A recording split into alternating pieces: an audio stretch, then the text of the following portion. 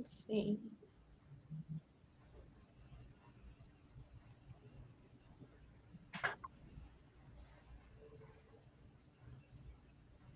Hey, if you're just tuning in, we're going to get started in just a few minutes.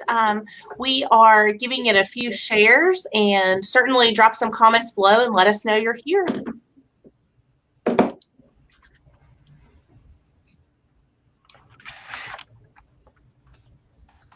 Oh, I forgot to put the banner up, Dr. Faulkner. If somebody wanted to get a hold of you or Walk State, what would be the best way to do so?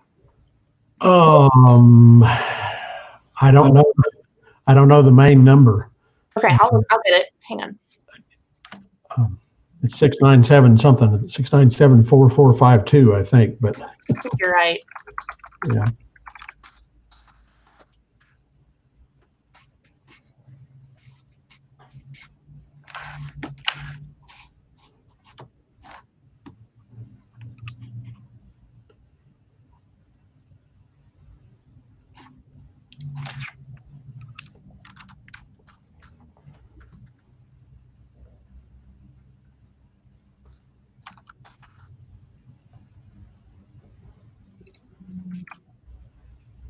There we go. Okay. Right, I'm going to give it one more share and then we'll get started. Okay. Hey, if you're watching with us today, let us know you're here. We can't see who's watching unless you tell us in the comments. So drop some comments and say hello, and we'll certainly do our best to accommodate any questions that might come up.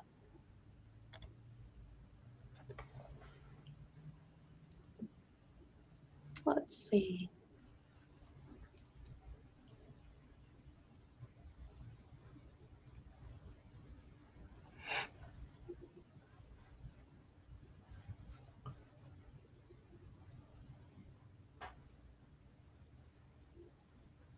All right, well, it looks like we've got about 10 people watching along right now. I'm sure that will grow, so we'll go ahead and get started. Dr. Faulkner, thank you for joining us today. My pleasure. Thanks for having me. Absolutely. For those of you who are watching the C Show for the first time, my name is Kim Baker. I'm the CEO of the Gallatin Chamber of Commerce, and we have been bringing you the C Show daily at 11. The Chamber exists to support, educate, and engage our members, businesses, and the Gallatin community, and that is why we have the C Show. Each day we bring on a special guest, and today we have brought on Dr. Faulkner, who is the president of Volunteer State Community College here in Gallatin. And we're going to talk a little bit about college during COVID and what that looks like. Dr. Faulkner, what does that look like? It is a brave new world, certainly a different place.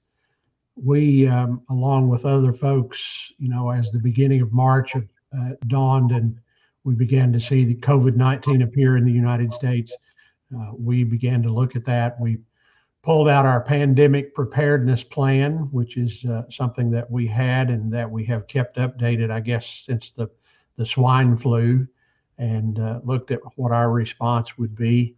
And then as we saw the pandemic spread, worked through the steps of our plan and beyond in terms of how we would transition. And so the second week of March, we made the decision that we were going to go to an all online format for the rest of the semester. And so within about a week of that decision, we also made the decision to close the campus, to close it to students, and also to have as many folks as possible work from home. And those that couldn't work from home, we put on leave with pay. And in cases, some cases rotated them back to campus for a day or two at a time. So it's a really lonely place here at Vol State. One of the sad things is that spring is so beautiful on our campus and there's pretty much nobody here to see it. I saw a video they pushed out of you roaming the campus the other day, and I did see that campus was in full bloom. It looked very springy. I'm an alum, and I always enjoyed the campus during the springtime and the fall, but especially the spring. It is beautiful. Talk about some of the students. So you mentioned that you switched everybody kind of to an online format. What about the students that weren't set up to do that? And maybe they didn't have technology at home or they didn't have access to it. What did that look like for them? Yeah. Well, we reached out to students quickly as we were making plans to transition to all online classes. We extended spring break by a week in order to give us time to make those preparations to go to all online. And during that period, we reached out to students to find out if they had technology needs. As of today, and as far as we know, every student that had a technology need, we have been able to help them. We pulled laptops out of classrooms and computer labs and repurposed those and loaned them to students. Another need we discovered is that students might have a computer at home, but it didn't have a camera. So they couldn't participate in Zoom sessions or those type of opportunities. And so we quickly acquired some cameras and we have been loaning those to students as well. And then we worked with the cable companies that were offering free internet access to help our students take advantage of those opportunities. So again, as of today, every student that has asked for technology help, we have been able to meet that need. We're very pleased that we've been able to help our students continue their education and finish this semester successfully. That's awesome to hear that you've been able to accommodate a lot of those needs. What about oh, I just lost it. Well, let's talk a little bit about athletics. We talked about academics. We know that's off. Athletics, is it safe to assume that those are all off for the rest of the year as well? Well, they're certainly all off for the spring semester. Again, that decision was made pretty early in March. We are members of the National Junior College Athletic Association, NJCAA, and in consultation with them, we decided to cancel the season for our men's baseball team and our women's softball team. And that was true all across the community colleges of Tennessee, the 10 community colleges that have intercollegiate sports. And initially, we were going to cancel the games, but allow folks to continue to practice. But when we decided we needed to close the college campus, we also made the decision to not allow sports teams to practice. And so, in conjunction with the NJCAA, we've also worked on some things in terms of the eligibility of those students and our recruiting practices for next year. We are hopeful. We are keeping our fingers crossed and saying a prayer that we'll be back to some form of normalcy in the fall, and that we will be able to have over the fall semester and into the spring semester, be able to have our men and women's basketball teams be able to practice and play and compete. But we'll wait and see how things develop. I know that's certainly a bummer for all of those athletes who aren't being able to enjoy that season. I will say, though, a silver lining for us here is we do employ one of your softball players, and she's actually here at the office right now because she was able to work because her classes are in a different format and she doesn't have ball practice. So I'll take that as a small silver lining. Sure, we have to look for those positives and silver linings wherever we can find them. Absolutely. Did you see an increase in drops? Did you have a lot of students say, I'm out, I'm not doing online stuff, I'll try again in the fall? You know, we were really concerned about that when we made the decision. We did extend the deadline by a week for students to be able to withdraw with a W grade. And surprisingly, we were shocked that the actual rate of total withdrawals, and by that I mean people that completely withdrew from the college, dropped all of their classes. The number of total withdrawals actually was about 50% of what it was last spring. And so less. We were totally shocked by that. That is interesting. Yeah, and then the number of withdrawals from individual classes, in other words, they may have just dropped out of one class and will be getting a grade of W. That was lower than spring of last year as well. And the enrollment between the two springs was only different by 10 students. So we have taken that as a real win. And I give a whole lot of credit to our faculty. They have demonstrated an amazing capability and an amazing dedication to work with our students to help them successfully complete this semester. And then certainly give a lot of a lot of credit to our student services, our advising center, and the other folks in student services that have worked with students and kept them engaged and kept them enrolled in classes.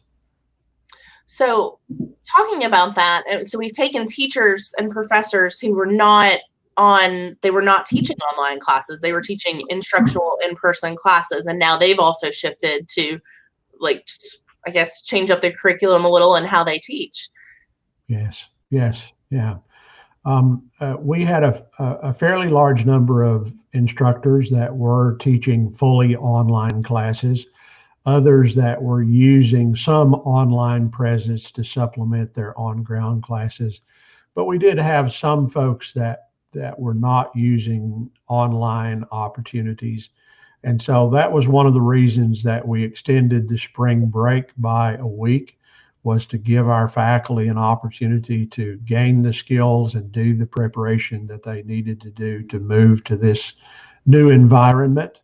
And so our distributed ed office that has instructional designers and folks that work with our online learning management system did a great job of coaching folks. And then the other thing was just faculty stepped up to help faculty to create that online presence and to acquire the skills that they need. And we're currently still doing student evaluations of faculty, and we're getting very positive comments back from the students in terms of how faculty have stepped up and how faculty are working with them. To be honest, not all comments are positive, but we're going to take those and we're going to learn from them, and we're going to excel in the online environment as we go forward. Awesome. I've heard you mention that you've been impressed with the resilience of students during this time. I mean, is that what you're hearing from the faculty, is that these students are doing pretty well navigating the new normal, and that most of them are being able to figure it out? And what do you think this looks like for the future? Do you think, if we are able to go back to in-person classrooms and, everything we hope to, do you think you'll see more that take online classes in the future from this? Well, we had a pretty large percentage of students that were taking at least one online class already. But again, we did have some students that had not had good experience in an online environment and decided that was not something they were going to do. And as you said, they were kind of forced into it by the change resulting from the pandemic. I do believe that our students are going to see the advantages of online in terms of the flexibility of their schedules. I do think that many of our faculty now have discovered new tools that even when we return to an on-ground environment, they're going to use those new tools. Mr. Ben Graves, Department Chair for Visual and Performing Arts, and he also teaches music, and he leads our jazz ensemble. And he found a platform much like what we've been seeing on television, where multiple performers can perform together, but from 12 different places. And so he just finished up a project with the jazz ensemble where I think there are 9 people in the ensemble, and they're performing a jazz number together. So those new kinds of tools are going to continue to be valuable regardless of whether we return to campus or not. I agree. I know when I was a student, as soon as I discovered online classes, I was all over it because I worked. And so I said, this is great. I can take classes at night or get up early in the morning and still have a semi-normal job. So I enjoyed it once I tried it, but there was a lot of hesitation trying it. Let's talk a little bit about the future. I know that I guess summer classes are all online, correct? Correct. And are there still Maymester classes taking place? No, we don't have any Maymester classes planned for this semester. Okay. Did you not have any planned for this semester, or was that related to COVID? Yeah, we did not have any plans for this semester already. And then we did make the decision that summer semester would be completely online. We would have no typical on-ground classes during the summer semester. Okay. What about looking ahead, if we're talking about the fall, what does the fall look like? Are we, what is Vol State planning for? Are we planning to come back and, as you said, be on the ground, or, is it a hybrid model? What does that look like? Well, working with our crisis management team, which includes all of the leadership of the college, the vice presidents, and myself, plus other important folks like HR director, chief of police, our head of environmental, head of the environmental status of the campus. In meetings that we've been having twice a week, we put together a plan for a return to campus. And it's going to be a gradual plan, kind of a reverse order of what we did when we left, in terms of bringing back a few very essential folks, and then a few more essential folks, and then some limited student access. And our goal is that by early to mid-August, we would have the campus fully open again. But we do have a contingency plan if we're not able to return to on-ground classes in the fall. We will have a contingency model. We're calling it Plan B, where we go to some sort of hybrid model. Again, some people are on campus, some people are working remotely, some classes are on campus, but many are online. And then, of course, Plan C, if we should see another surge in the number of cases, another change in stay-at-home orders, we will be prepared to go back to a fully online environment in the fall. But we're hopeful that will not be the case. I hope so too. I think we're all hungry for a little more human interaction and face-to-face as well. Sure. How has this impacted other different areas of the college? I know a little bit about the feed, but we've got some folks watching that might not know about that. Have you been able to tell them what that looks like, and have you been able to still support that program during this time? Sure. About 3 years ago, we did a survey, an anonymous survey of our students, and we were just all kind of shocked when the results came back. 27% of our students during that survey reported that at least once a week they did not have access to nutritionally adequate food. And so that spurred us to start a food pantry that we call the Feed. And we've continued to expand that and make it available to students. And so with the closing of the campus, that posed an issue. We knew that like the rest of folks, our students were, some of them being laid off or terminated from their employment, and that further exacerbated their need for support. And so we've been able to set up some drive-through food distribution for our students. We've put that out by way of our internal communication processes and let them know that on a particular day during a particular time they could drive through and receive a box of food. And so again, our folks over in our student services, student engagement offices have worked really hard to help students deal with those kinds of issues. That's awesome. And that's awesome that you've been able to continue that on during this time. Talk about a little bit about your team. I know that folks are not coming to campus. How are you staying connected with your leadership team, and then even those instructors and faculty during this time? Sure. Well, we, among the leadership team, we're continuing our regular meetings for the vice presidents and myself and other members of the leadership team. Of course, we're doing it remotely using Zoom. And so I tracked one day this week, I had 7 hours of Zoom meetings between leadership meetings and other things that I needed to attend to.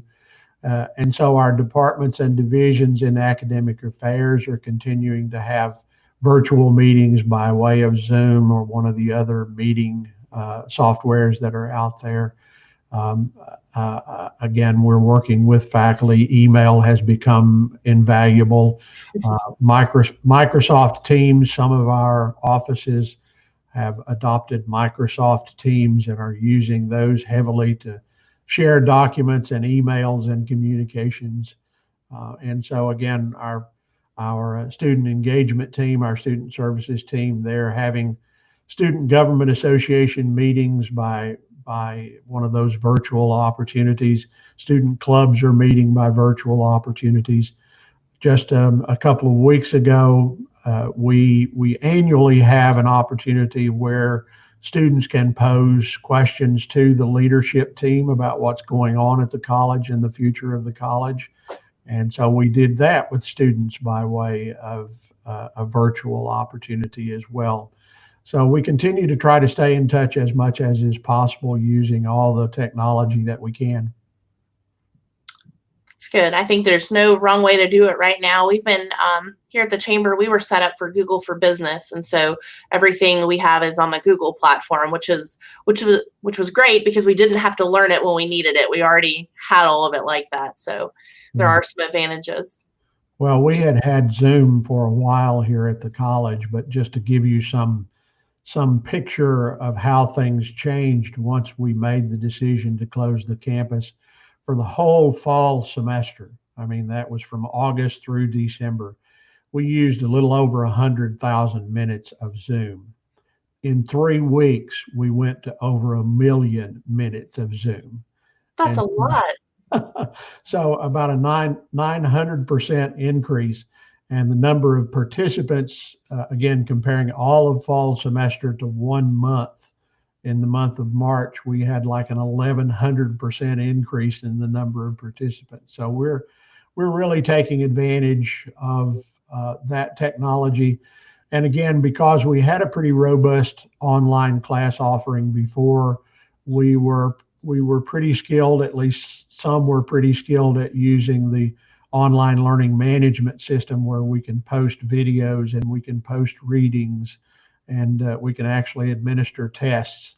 So we're using technology as best we can. That's good. We had a couple comments. One is Patrick Flowers, who I know is a former Vol State ambassador. Hey, Patrick. He said, all great skills that will serve them well in the corporate world. And Patrick works for STR. And so I know that they've been doing a lot of things virtually and were before. So, and then Rosemary with Gallatin EDA said, thank you, Vol State, for being a tremendous partner in the Gallatin community. You are vital to our economic success in many ways. And I would certainly agree with that. Thank you, Rosemary. Appreciate that. Real quick, because we probably got some folks watching that maybe are interested in college. You know, what does the admissions process look like if somebody is finding themselves maybe at a turning point right now and they could choose a different career path, or maybe they just want to start one fresh? What does that look like right now, and how could they do that with Vol State? Sure. Yeah, I think there are lots of people out there that they have been separated from their work under the circumstances of the pandemic, or their workplace has been disrupted, or they may just simply realize that they're in a career path that doesn't always have the best trajectory, the best opportunities. And so they are thinking about coming back to college. And we have the advantage here in Tennessee of having the Tennessee Reconnect available. And so any student that doesn't already have a college degree can come to Vol State tuition free. If they're an independent student, which often means 24 years of age or older, but there are also some other qualifying opportunities that might make you an independent student. And so you can go to our website, volstate.edu, and you can submit an application through our online presence. You also, if you have not, would need to go to the free application for federal student aid website, FAFSA, and be sure you use the one that is .gov because it is free. There are some out there that charge you for helping you file the FAFSA application, and you should not have to do that. It is a free application. And that would start your application process for financial aid, including the Tennessee Reconnect. And once you file that application with us, our admissions office will start reaching out to you, first of all, by way of a U.S. Postal Service mail letter to give you information about how you can log into the site that we've created for you to get updates on what you need to do to complete the application process. And then we'll also reach out to you and give you an opportunity to schedule what we call Campus Connect, an orientation process that will walk you through the steps of getting registered for college for Vol State, and also provide you with some valuable information that will help you succeed once you become a student here. So we have graduating this May, we have almost 200 students that started through the Tennessee Reconnect program. So we're very excited to see the future and how that will help folks make it through this economic downturn. Mm-hmm. And what does graduation look like this year? Well, again, very early on, we made the decision to cancel our in-person graduation. Normally, we would have that on the first Saturday in May in the Pickle Field House, have about 3,500 people in attendance, and we realized that was just not going to be possible with the pandemic.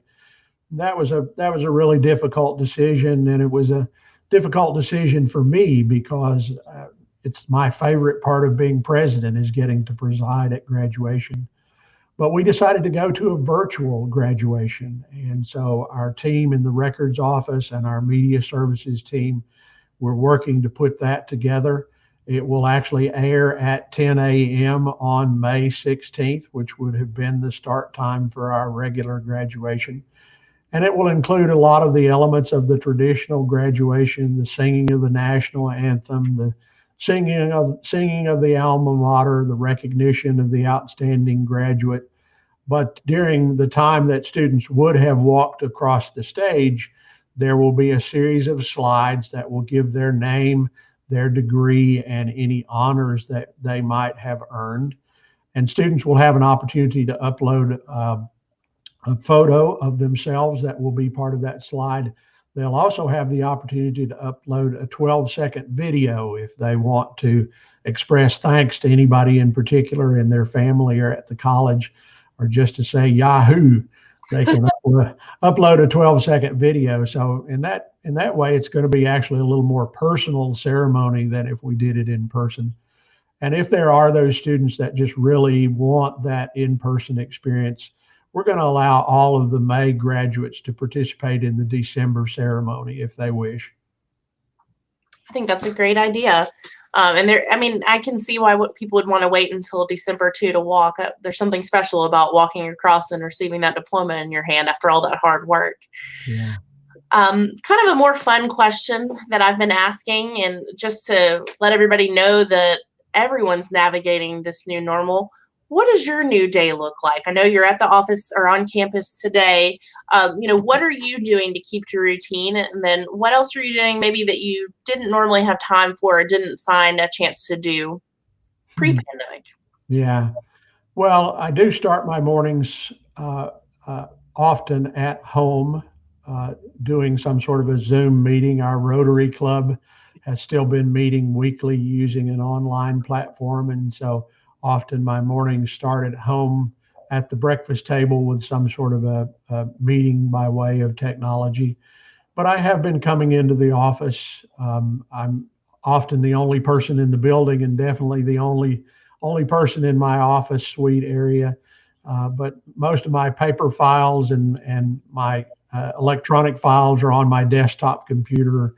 And so I have been coming to the office and working. I go home every day for lunch because there's no chamber lunches to go to. So I've been able to go home and have lunch most every day with Wanda, my wife. That's a little bit of a change because often my schedule does take me to some other types of a lunch appointment.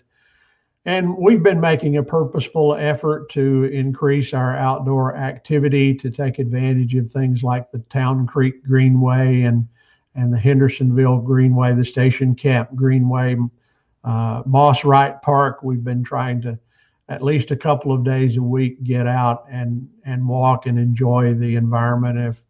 If time is limiting, then we just simply walk around the neighborhood, walk the sidewalks of the neighborhood. So we've been trying to do that. But frankly, it feels like my days are busier now than they were before the shutdown, before the closing of campus.